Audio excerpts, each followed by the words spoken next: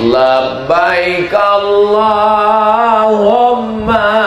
labbaik, labbaik la syarika laka labbaik, innal hamda wan ni'mata lak wal mulka la syarika lak. A'udzu billahi minasyaitonir rajim. Wa idh akhadha rabbuka min bani adama min zuhurihim dzurriyyatahum wa ashhadahum ala anfusihim. Allah Subhanahu wa ta'ala mengumpulkan semua ruh saya, ruh bapak, ruh ibu, semua berkumpul. Lalu ketika itu Allah bertanya kepada semua ruh itu dengan satu pertanyaan. Kata Allah Ta'ala, alastu bi rabbikum, bukankah aku ini Tuhan kamu? Ketika itu semua ruh itu menjawab serentak dengan satu jawaban, qalu bala syahidna, kami bersaksi bahwa engkau adalah Tuhan kami. Itulah persaksian yang pertama sebelum kita bersaksi dalam salat, asyhadu an la ilaha illallah. Jadi kalau ada mu'allaf baru masuk Islam di Masjid Raya An-Nur sebelum sholat Jumat diumumkan, nanti Bapak Ibu semua yang hadir selesai sholat ini jangan pulang dulu karena kita akan menyaksikan orang bersyahadat. Itu persaksian ketika ruh sudah masuk ke dalam jasad.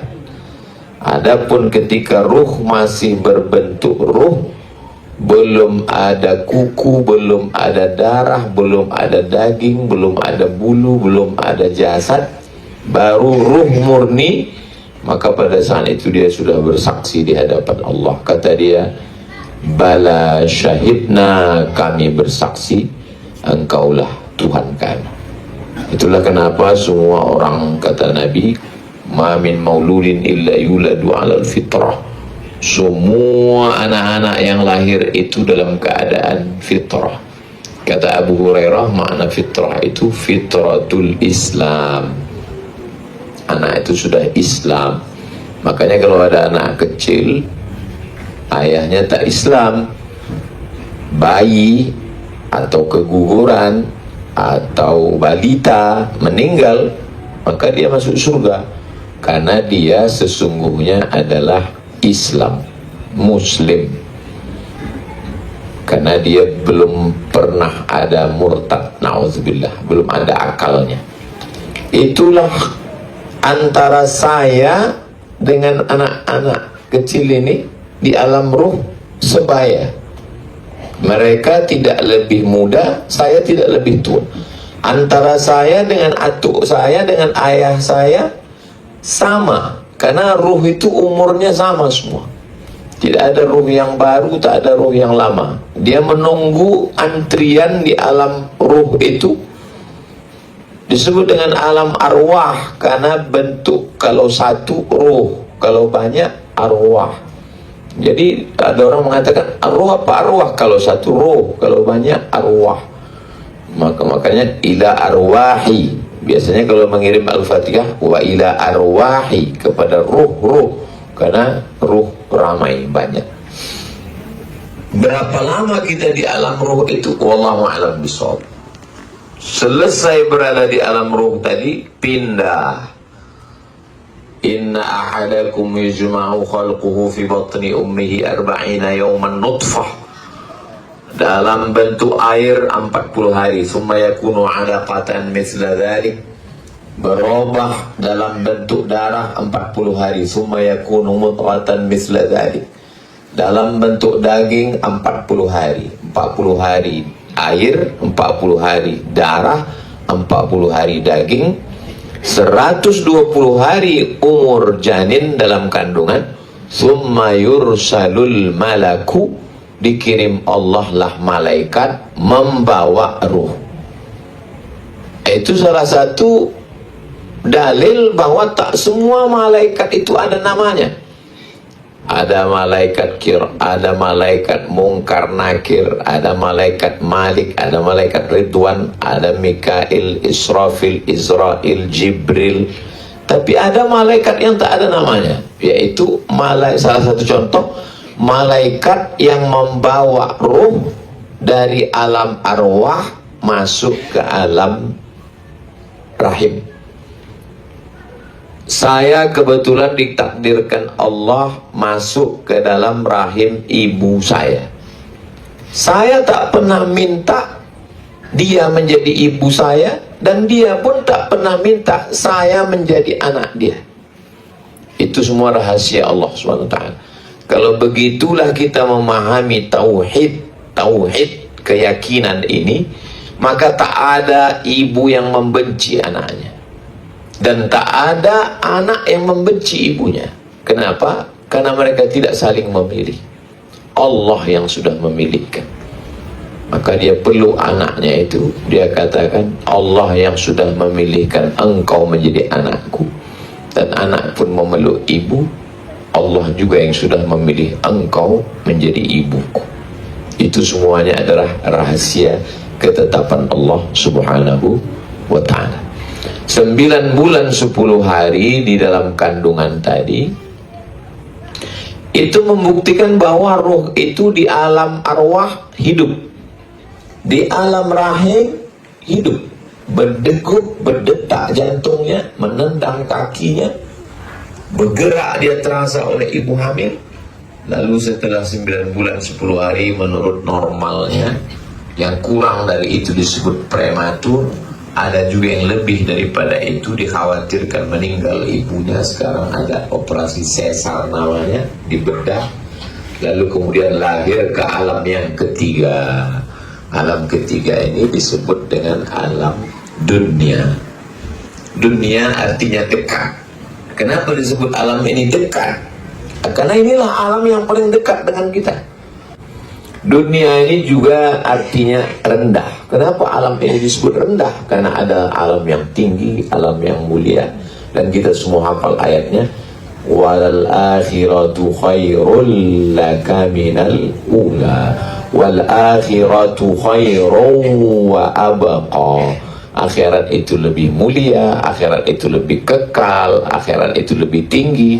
Maka ini disebut dengan dunia. Berapa lama kita di sini mengikut Nabi Muhammad SAW? 63 tahun. Gak kata orang Melayu, mombang jatuh, kelapa pun jatuh. Mombang kelapa muda jatuh, kelapa tua jatuh. Kalau kita tegak di bawah pohon kelapa, kita tengok ke bawah, jangankan kelapa tua, mayangnya pun jatuh. Lan tamuta nafsun, tidak ada orang meninggal qabla an tastakmila rizqaha wa ajalaha, sebelum ajalnya sempurna, sebelum rezekinya sempurna. Kenapa orang meninggal? Karena darah tinggi, karena demam, karena COVID, karena diabetes. Itu hanya penyebab saja. Itu hanya alasan medis saja. Tapi kalau menurut tauhid, orang meninggal karena sudah lengkap rezekinya. Kenapa dia disebut meninggal? Karena dia meninggalkan dunia ini. Kenapa dia disebut dengan mata yamutu, maut, mati? Mati itu dari kata bahasa Arab artinya sakana, tenang. Makanya orang kalau pergi ke laut tak ada angin, bahasa Arabnya mata ar-rihu, mati angin, artinya tak ada gerakan. Jadi mati itu bukan macam batu nih, batu benda mati, bukan begitu maksud mati itu. Karena ruh tak pernah mati.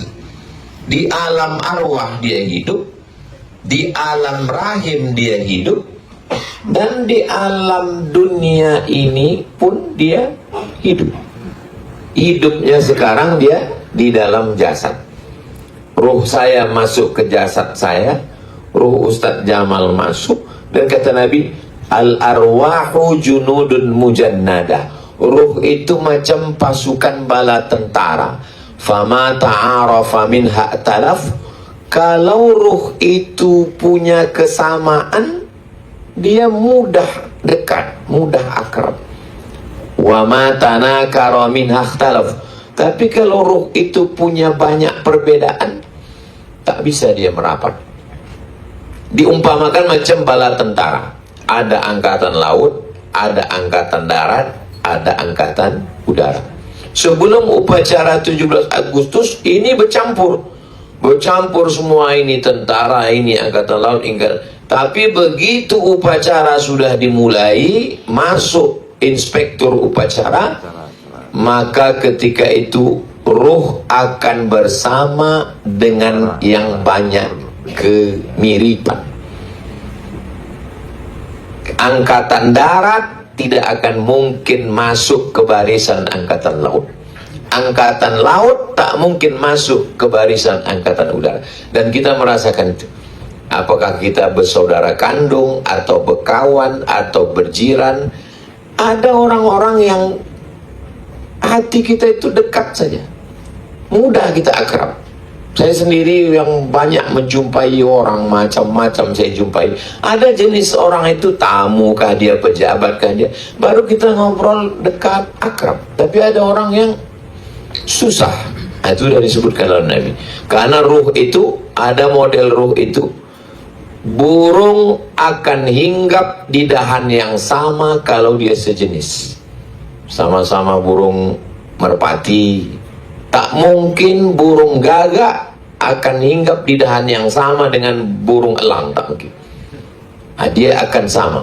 Jadi ketika kita ini sama-sama, kami dengan Ustadz Jamal di Yayasan Tabung Wakaf Umat, sama-sama di mengelola pendidikan, itu kata orang tua-tua kita dulu, ada 4 yang tak bisa kita rencanakan: langkah, rezeki, pertemuan, itu bukan kuasa kita, itu kuasa Allah SWT. Jadi macam mana kami berjumpa? Saya masuk ke IAIN tahun 96 kebetulan, karena kami sama-sama dari Indragiri Hulu, akhirnya kenal, akrab, berkawan. Lalu kemudian tahun 97-98 saya meninggalkan IAIN, saya pergi ke Mesir, habis itu ke Maroko. 2008 acara di rumah Pak Herman Abdullah, wali kota. Waktu itu pembekalan mau safari Ramadan.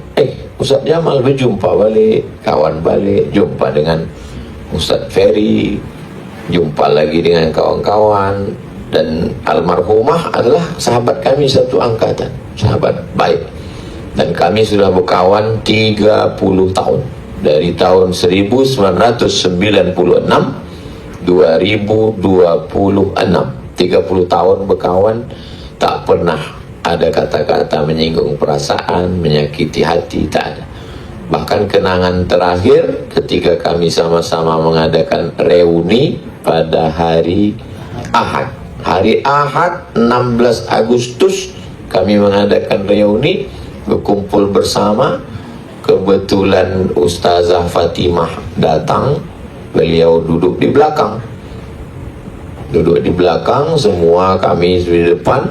Rupanya almarhumah ini menengok Ustazah di belakang, dia yang udah duduk di depan, mundur dia ke belakang, mengawani dengan Ustazah di belakang, bercerita. Dan mereka selalu memang berkirim WA setiap ada momen-momen besar.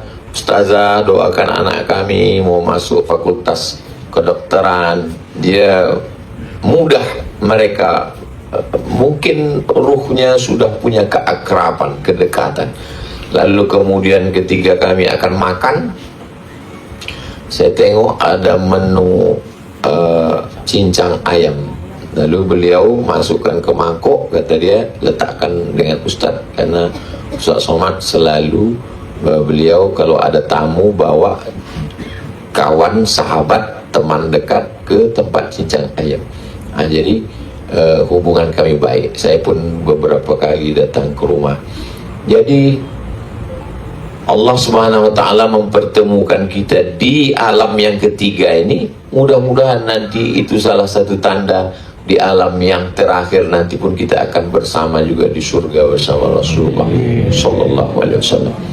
Rupanya Allah janjikan beliau lahir 1976 dan wafat tahun 2026. 50 tahun. Pas 50 tahun. Wafat artinya penuh. Wafat itu bukan mati. Wafat itu artinya penuh. Dalilnya innama tuwaffawna, artinya wafat. Apa makna penuh? Kalau kita menuangkan air ke dalam botol, kalau dia penuh, air itu bertahan atau pindah? Pindah dia. Begitu juga lah kalau kita udah penuh di alam ini, penuh rezeki, penuh umur, akan pindah ke alam berikutnya. Makanya kalimat yang betul adalah selalu diucapkan sudah berpindah ke alam barzah, sudah meninggalkan kita, sudah kembali. Kenapa disebut kembali? Karena memang ini bukan tempat kita. Ini bukan tempat kita. Ini hanya sebagai tempat lalu saja, tempat lewat saja. Makanya ketika roh itu keluar dari jasad, apa kata malaikat? Ya ayyatuhan nafsul mutmainnah, wahai jiwa yang tenang, irji'i. Irji'i dia balik. Ini bukan tempat engkau. Tempat engkau di sana. Ayo balik. Irji'i ila rabbiki radiyatan mardiyah. Kembalilah. Kira-kira orang di perantauan kalau balik ke kampung senang atau susah? Senang. Itulah kenapa orang meninggal itu wajahnya tersenyum. Macam mana tadi nampak sahabat-sahabatnya bercerita, melihat wajahnya cerah, wajahnya bersih, wajahnya tersenyum. Kenapa? Kenapa orang-orang baik itu? Dan saya tanya, macam mana sakaratul mautnya? Seperti hanya tertidur saja. Di antara tanda-tanda orang yang husnul khatimah. Uzkuru mahasina mautakum. Orang-orang yang sudah meninggal itu, maka sebutkanlah kebaikan-kebaikannya. Saya bersaksi bahwa selama kami berkenalan dengan baik, maka insya Allah almarhumah orang baik dan almarhumah husnul khatimah, insya Allah. Jangan habiskan air mata untuk menangisi orang yang sudah pergi, karena dia sudah melewati 3. Yang pertama, dia sudah husnul khatimah. Yang kedua, dia sudah merasakan sakaratul maut. Yang ketiga, dia sudah melihat malaikat maut. Tapi sisakanlah sedikit air mata untuk kita, karena kita belum tentu lulus melewati yang 3 ini. Tapi insya Allah kalau kita banyak mengambil pelajaran, kita pun akan lulus melewati yang ketiga ini, insya Allah. Jadi selama masih tersisa waktu ini, beliau pernah bercerita ke Ustazah Fatimah. Kata dia, saya sakit kepala. Jadi sebetulnya kita ini, kata almarhumah, kita ini hanya menunggu giliran saja, kata dia. Jadi rupanya dia selama ini dalam menjalani hidup ini, dia menganggap dia hanya sedang menunggu giliran, macam orang arisan, macam orang mengantri panjang dalam satu urusan sampai gilirannya. Jadi dari ucapannya itu tauhid yang kuat bahwa dia sudah siap. Kalau Ustadz mengatakan bahwa kematian itu hanya menunggu giliran, itu hanyalah janji Allah, tapi kenapa waktu di pemakaman itu Ustadz menangis? Saya tidak melihat Deva itu sebagai Deva. Waktu itu saya sedang menengok Bima dengan Deva itu. Saya menengok Sami dengan Sadim. Anak yang dulu dibesarkan, dipeluk. Tiba-tiba saat itu anak itulah yang memeluk jenazah. Itulah yang saya juga manusia. Tak bisa saya mengendalikan perasaan saya. Itulah maka saya sedang melihat 2 anak ini, macam mana anak saya, macam mana sayangnya anak saya ke ibunya. Jadi ketika Allah Subhanahu wa taala sudah sampai janji, innaka la tukhliful mi'ad, Allah tidak pernah ingkar janji. Tidak ada manusia meninggal di alam dunia ini di luar kuasa Allah Ta'ala, di luar kendali, tak ada. Karena Allah tidak pernah salah. Mustahil bagi Allah Subhanahu wa taala salah.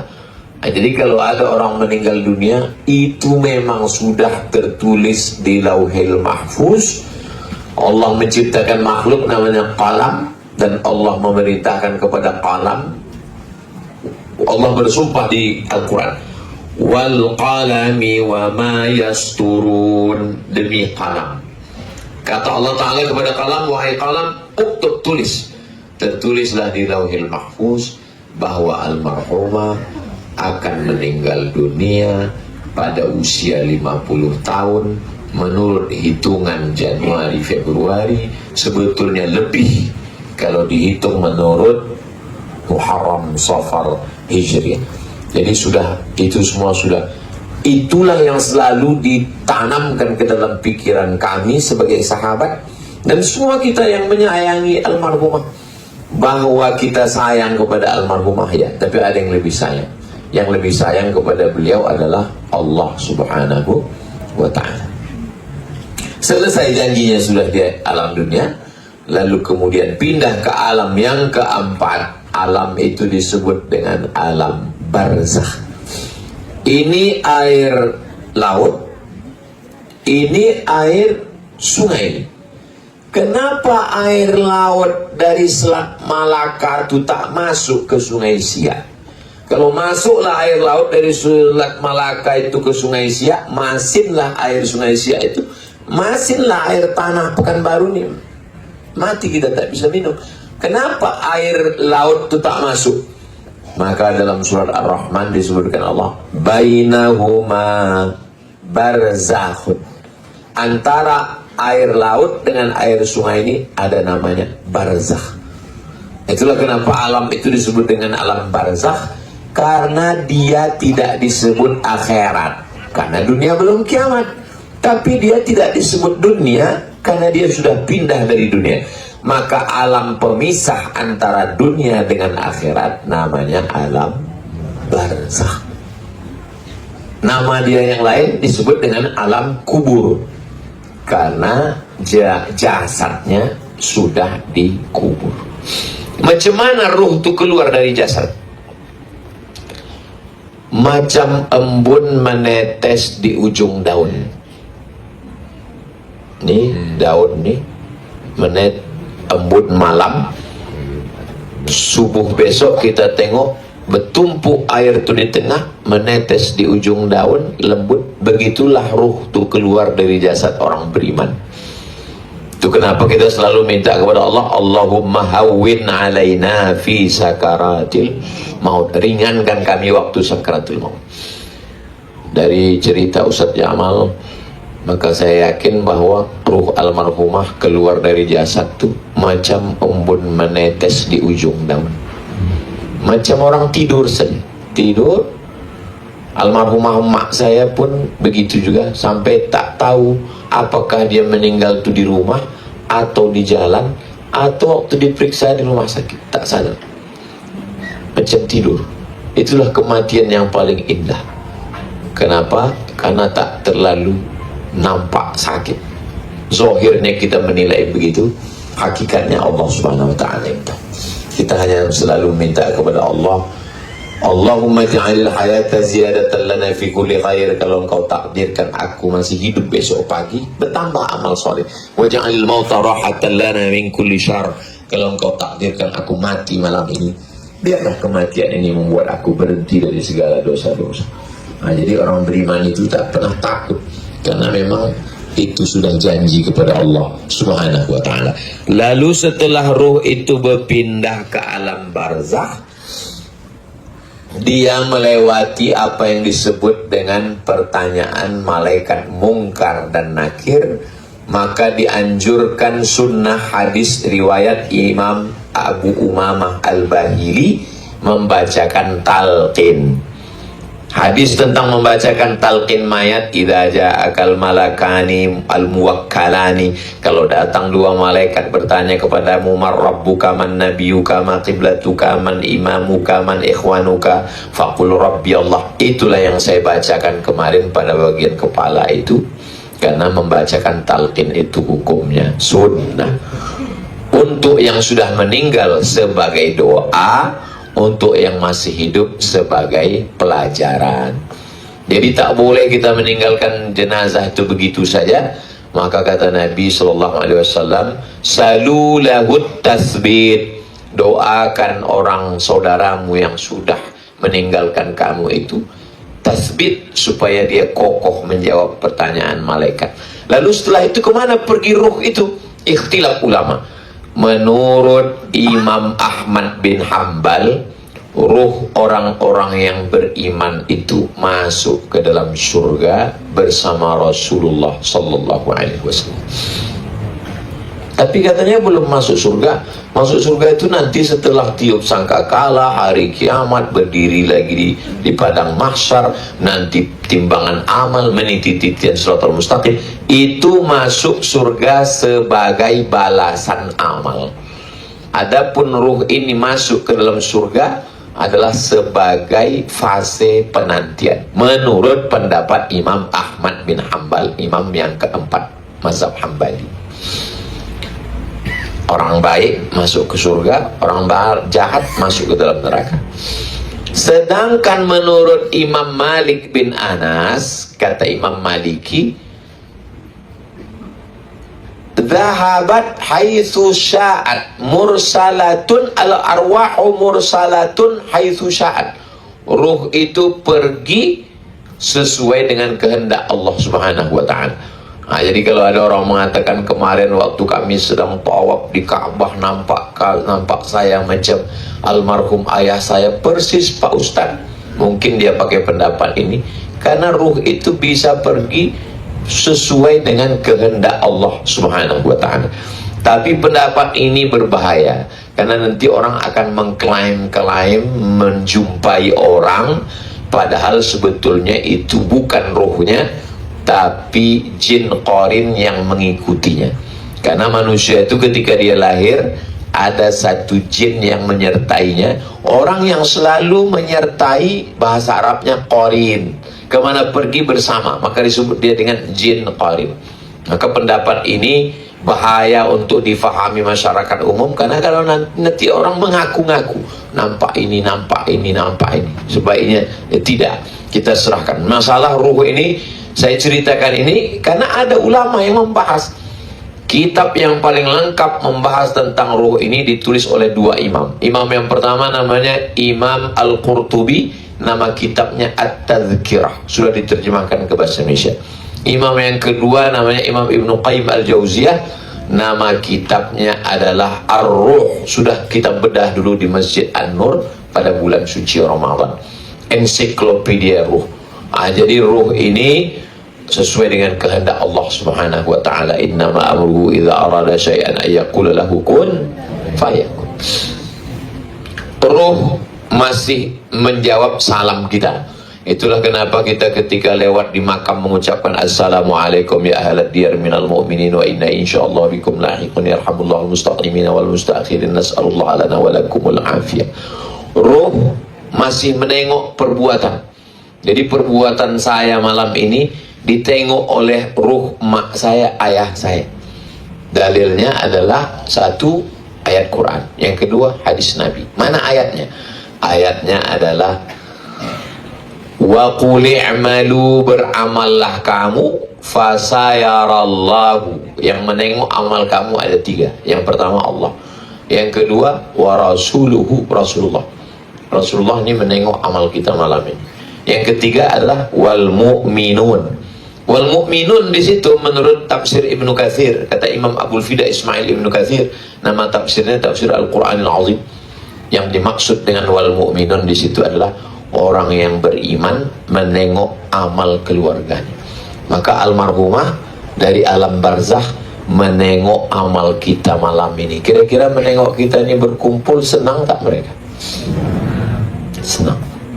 ruh bisa menjawab salam, ruh bisa menengok, dan ruh bisa bertemu dengan ruh orang yang hidup. Kapan ruh kita ini yang hidup ini bertemu dengan ruh mereka yang di alam barzakh? Ketika sedang tidur malam. Jadi ketika saya berjumpa dengan almarhumah mak saya dalam mimpi, maka sesungguhnya ketika itu ruh saya berjumpa dengan ruh mak saya, betul-betul berjumpa di alam ruh. Yang satu lagi digenggam Allah, yumsikur ruh, digenggam Allah SWT, tak masuk lagi ke jasad. Sedangkan yang kita, ruh itu masuk balik ke jasad. Itulah mengapa pagi kita katakan alhamdulillahilladzi ahyana ba'dama amatana wa ilaihin nusyur. Segala puji bagi Allah yang sudah mengembalikan ruhku. Saya bermimpi berjumpa dengan almarhumah mak saya, diludahinya telapak tangan saya, dihembuskannya telapak tangan. Saya tengok dalam kitab Ta'wil Ahlam Ibnu Sirin, maknanya akan mendapatkan rezeki. Apalah rezeki yang akan dapat nih? Telapak tangan. Lama saya mikirkan, apalah rezeki? Rupanya mau menikah sama Ustazah Fatimah. Kirim ke Allah. Kita hanya tahu setelah kejadian. Jadi ruh-ruh itu berjumpa, tak bisa di-request, tak bisa dipesan. Bolak-balik membaca Al-Fatihah, membaca Yasin, rindu ingin berjumpa, tak bisa. Tapi kita tetap bisa. Apa yang bisa kita kirimkan dari alam dunia ini kepada mereka? Yang pertama, yang tidak ada ikhtilaf antar ulama Hanafi, Maliki, Syafi'i, Hambali, semuanya sepakat. Yang tidak ada ikhtilaf adalah doa. Makanya nanti di akhir majelis kita mendoakan almarhumah dan arwah orang-orang tua kita semua, kita doakan insyaallah. Tak ada ikhtilaf. Makanya bapak ibu, tetangga, jiran, kawan, sahabat, apalagi anak, kalau teringat langsung doa Allah maghfirlaha warhamha. Dibuka dengan alhamdulillah rabbil alamin, salawat Allahumma sholli ala sayyidina Muhammad wa ala ali sayyidina Muhammad. Sependek-pendek doa 4, Allah maghfirlaha warhamha wa'afiha wa'afu anha. Cukup. Yang kedua, bagaimana kita bisa nyambung lagi dengan almarhumah? Dengan mengirimkan tahlil. Makanya tahlil. Apa acaranya tadi? Tahlil. Tahlil. Karena isi dia tahlil. Afdalu dzikri fa'lam annahu la ilaha illallah. Tahlil itu sampai. Tasbih, tahmid, tahtim, tahlil, istighfar, sholawat, itu dihadiahkan kepada almarhumah sampai. Kalau anak kandung tak perlu dia sebut, ya Allah sampaikanlah kepada almarhumah ibuku, tak perlu, otomatis sampai. Tapi kalau orang lain, kita ucapkan, ya Allah sampaikanlah pahala bacaan kami dari surat Al-Fatihah, surat Yasin, Qul Huwallahu 3 kali, Al-Falaq sekali, An-Nas sekali, Al-Fatihah sekali, pangkal Al-Baqarah Alif Lam Mim sampai wa ulaika humul muflihun, ayat kursi ujung Al-Baqarah lillahi ma fis samawati sampai akhir.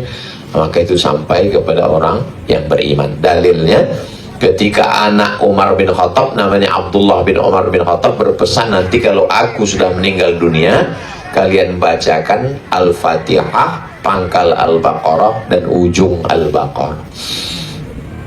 Lalu kemudian yang sampai lagi adalah sedekah. Datang seorang sahabat Nabi namanya Sa'ad, ya Rasulullah, ya ummi matat, mak saya sudah pindah ke alam barzakh, afa atasaddaqu anha, kalau aku bersedekah sampai enggak ke dia? Kata Nabi, tasaddaq, bersedekahlah. Ayu sadaqatu afdal, apa sedekah yang paling afdal? Kata Nabi, suqiyal ma, memberi air minum. Pergi dia mengambil cangkul, digalinya sumur, kata dia, kuwakafkan sumur ini untuk kaum muslimin. Itu maka mewakafkan sumur bor, membangun masjid, maka ini adalah amal yang mengalir untuk almarhumah. Apalagi anak beliau calon dokter, nanti beliau kita doakan menjadi dokter, habis itu dokter spesialis insyaallah. Dia membuat amal-amal sosial. Kami, kalau panjang umur kami masih sehat, inilah nanti yang akan kami bawa masuk amal sosial ke Talang Mamak, ke Pagan Benio, operasi bibir sumbing, operasi cek kesehatan gratis, itulah yang mengalir kepada almarhumah. Jadi tidak ada kata putus asa, hanya sekedar kita tak bisa menengok, itu pun bisa kalau Allah kasih melalui mimpi, bisa. Ada seorang dalam kitab Ar-Ruh, Imam Ibnu Qayyim Al-Jauziyah, ada seorang mimpi berjumpa dengan kawannya yang sudah meninggal. Dalam mimpi itu kawannya mengatakan, kau pergi ke rumahku, masuk ke dapur, kau buka, ada di situ tanah liat yang dibuat untuk tembikar. Nanti di situ ada tembikar telungkup. Kau buka tembikar itu, ada duit di bawah, bayarkan hutangku. Sampai sedetil itu mimpi itu. Jadi bisa roh itu berjumpa, tapi tak bisa kita pesan, tak bisa kita request. Itu hanya kuasa Allah SWT. Paling banyak riwayat tentang mimpi berjumpa roh dalam kitab Ruh yang ditulis oleh Imam Ibnu Qayyim Al-Jauziyah. Sudah ada terjemahan bahasa Indonesia. Saya termasuk yang suka membaca itu karena kita penasaran apa sebetulnya yang terjadi setelah kematian. Lalu kemudian yang sampai lagi kepada almarhumah adalah umrah. Kita doakan panjang umur, sehat badan anak-anak almarhumah, keluarga, melaksanakan haji dan umrah.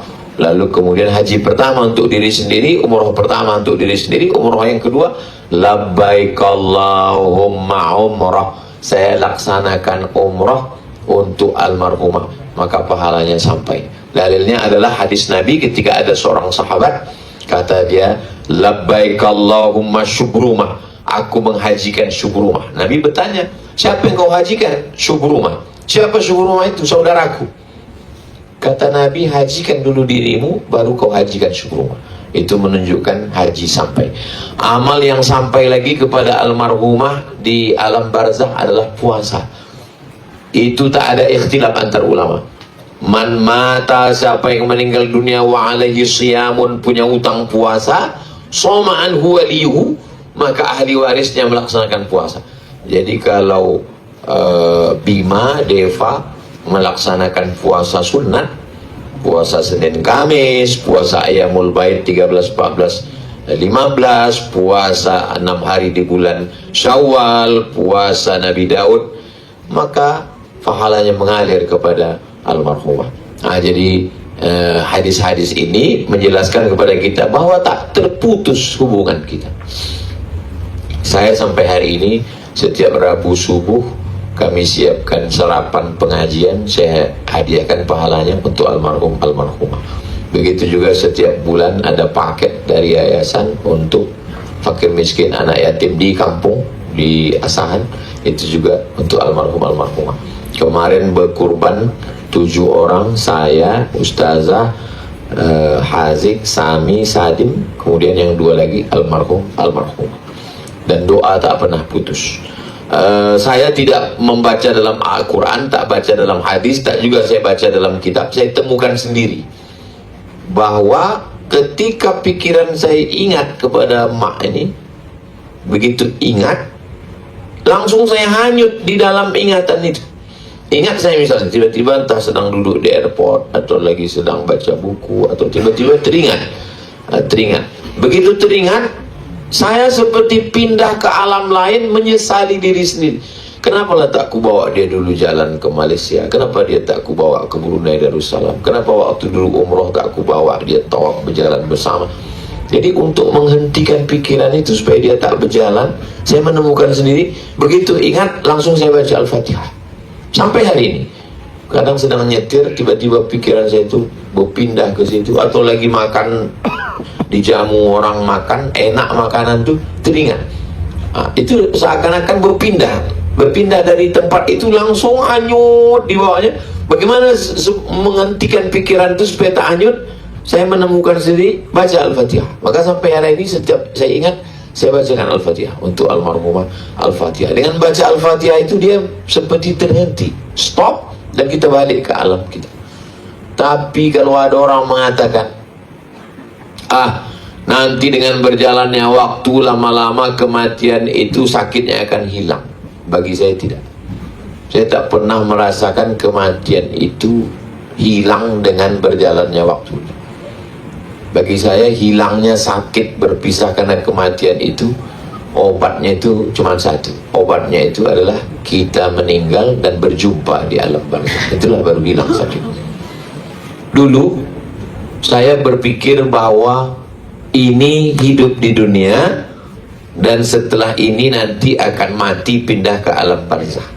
Tapi setelah mak saya meninggal, saya punya pandangan yang berbeda. Kalau sekarang aku hidup, aku dengan orang yang kusayangi, istriku, anakku. Tapi kalau aku nanti meninggalkan ini, aku pindah, aku bersama dengan orang yang menyayangiku.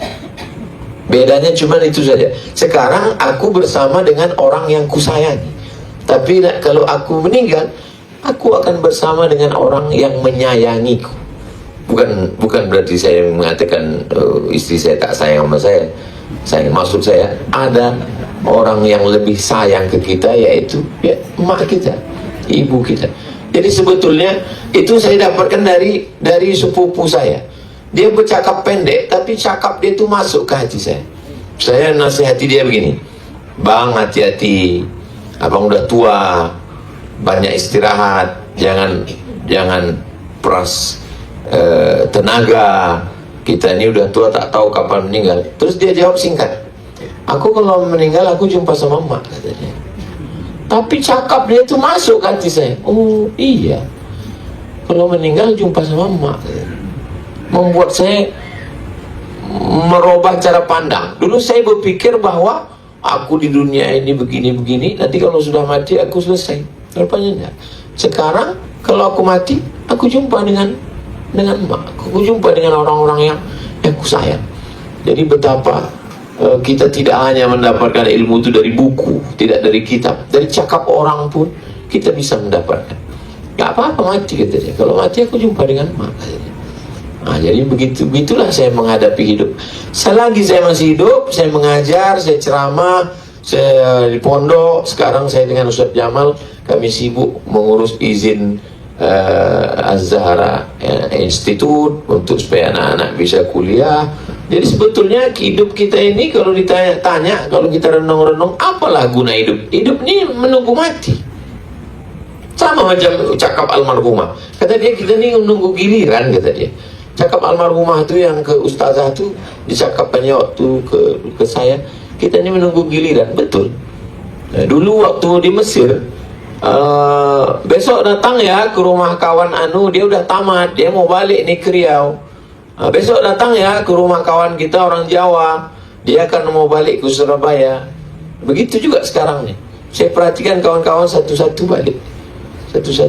Dan tak lama masanya kita pun akan selesai. Dan kita pun, makanya bunyi doa ziarah itu, wa inna insyaallahu bikum lahiqun, kami pun juga akan bersama dengan kamu.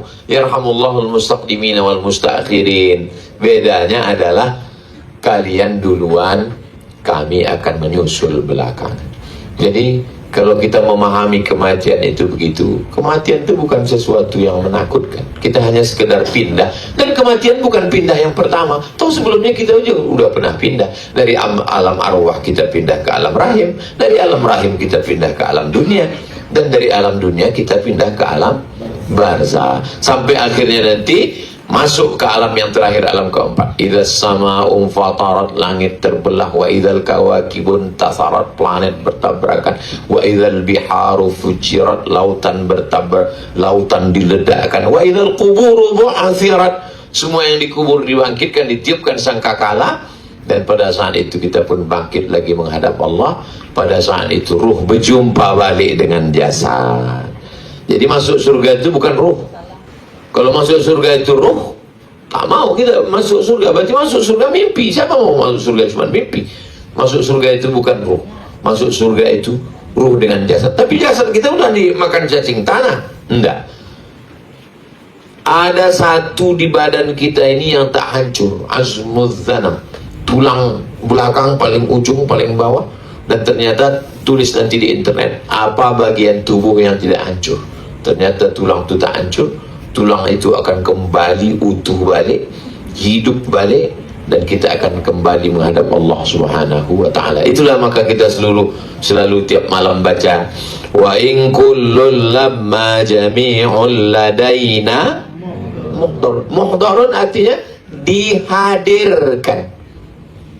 Diulang sekali lagi, in kanat illa sayhatan wahidatan fa idahum jami'un ladaina muhdar.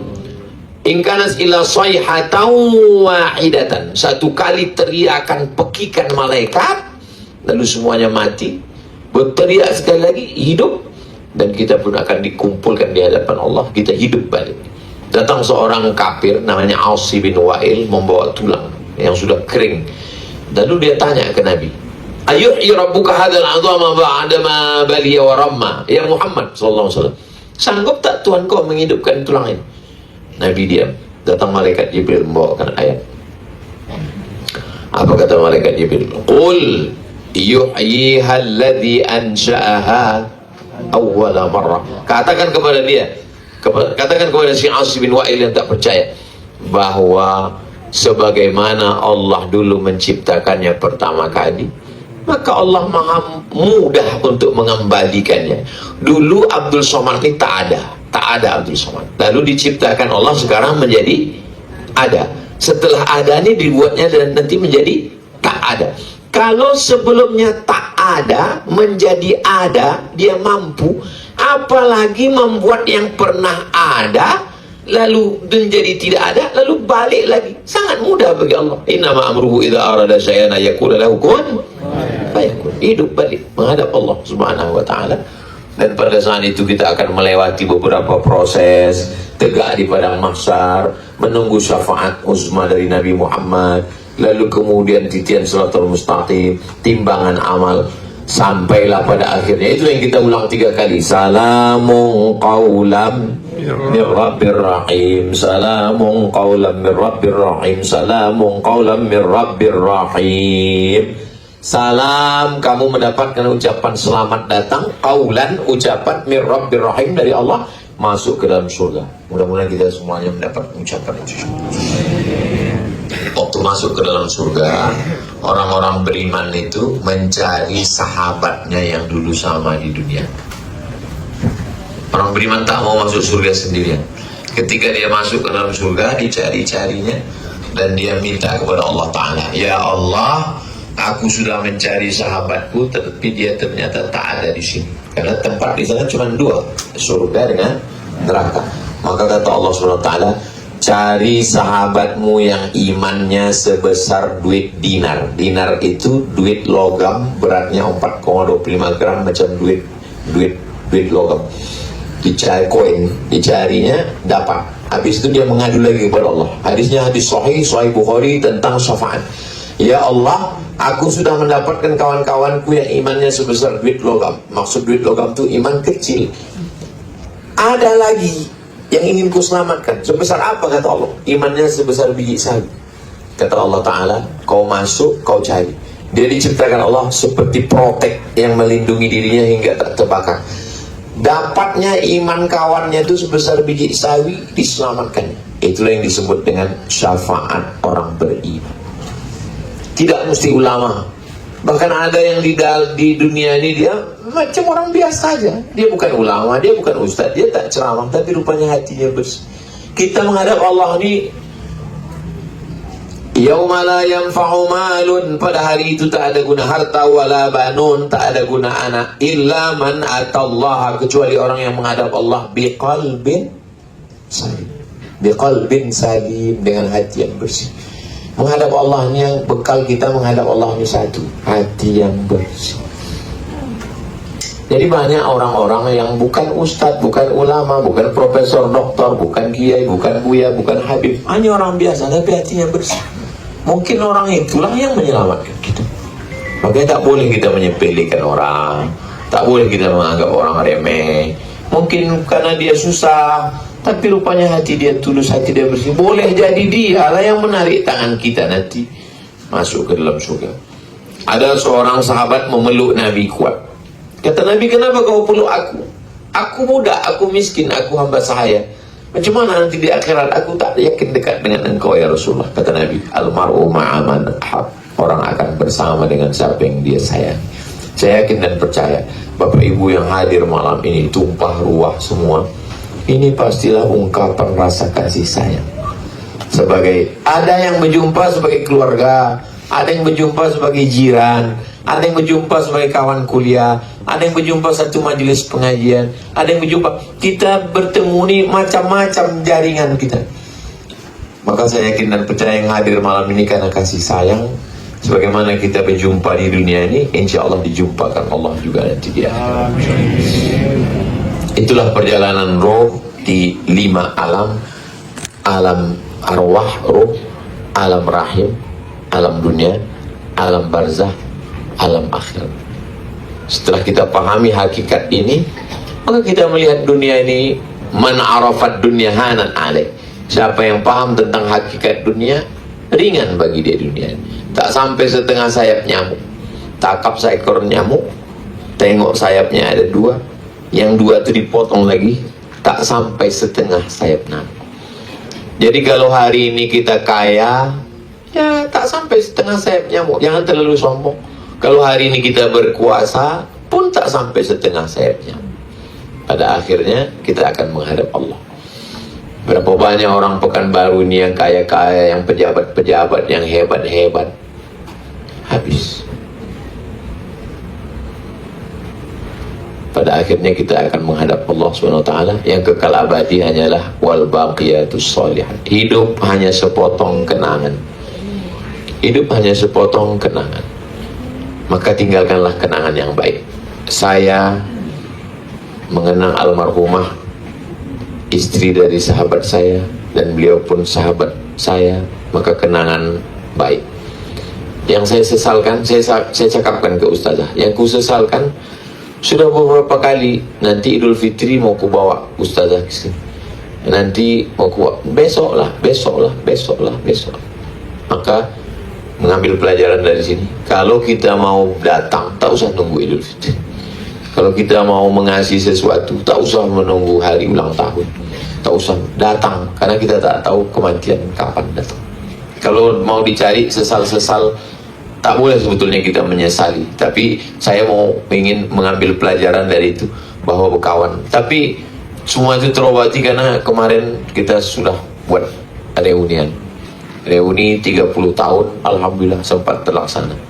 Jadi sambung silaturahim, jumpa silaturahim, sambung pengajian, ibu-ibu di sini wirid yasin di Masjid Amilin, buat pengajian, pertemuan, karena kita tak tahu kapan kita kembali menghadap Allah SWT. Itulah yang dapat saya sampaikan. Terima kasih atas segala perhatian, mohon maaf atas segala kesilapan dan kekhilafan. Ada kata-kata saya menyinggung perasaan tidak berkenan di hati, bil khusus kepada keluarga besar almarhumah, saya mohon maaf. Ustaz Jamal, Ananda, Bima, Deva, semua adik-adik almarhumah, mudah-mudahan keluarga almarhumah, mudah-mudahan semua diberikan kekuatan, insyaallah. Kita ambil pelajaran, wa kafa bil mauti wa'izah ala hadhihi niyyah wa kulli niyatin salihah. Al-Fatihah. A'udzu billahi minasy syaithanir rajim. Bismillahirrahmanirrahim. Alhamdulillahi rabbil alamin. Ar-Rahmanir Rahim. Maliki yaumiddin. Iyyaka na'budu wa iyyaka nasta'in. Ihdinas siratal mustaqim. صراط الذين أنعمت عليهم غير المغضوب عليهم ولا الضالين. Amin. Selamat untuk Hai Guys Official. Semoga liputannya menjadi inspirasi buat anak-anak muda.